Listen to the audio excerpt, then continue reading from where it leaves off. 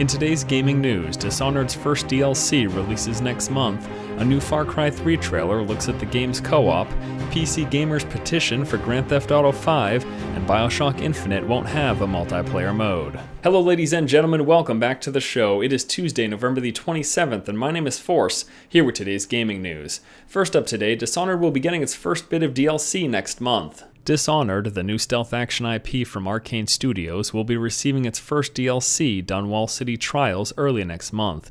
This content pack adds 10 distinct challenge maps along with online leaderboards to the game. These new challenge modes present players with various tasks, including fighting off waves of enemies and eliminating targets in a non-stop run of drop assassinations. Dunwall City Trials comes to the 360, PS3, and PC on December 11th for $4.99.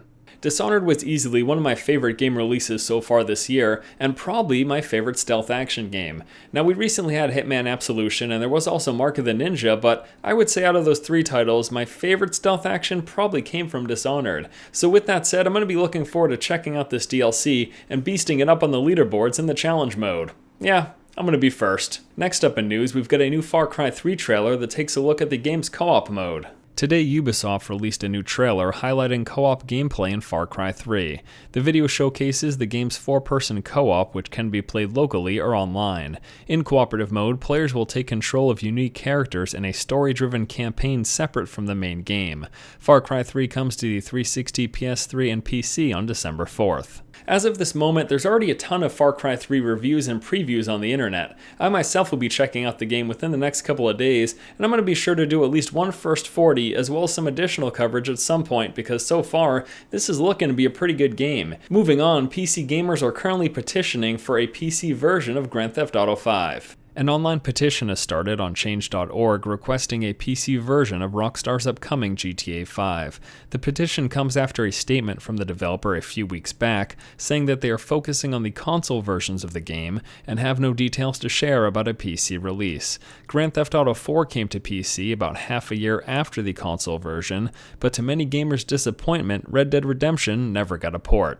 While online petitions don't typically carry much weight, I do hope that Grand Theft Auto 5 will make it to PC. I'm one of those people who was deeply saddened by the lack of a Red Dead Redemption PC port, and at the very least, I'd like to check out Grand Theft Auto 5 for the PC, although I don't expect it to come until a few months after, or possibly a year, if at all. And last up in news today, BioShock Infinite will be shipping without a multiplayer mode.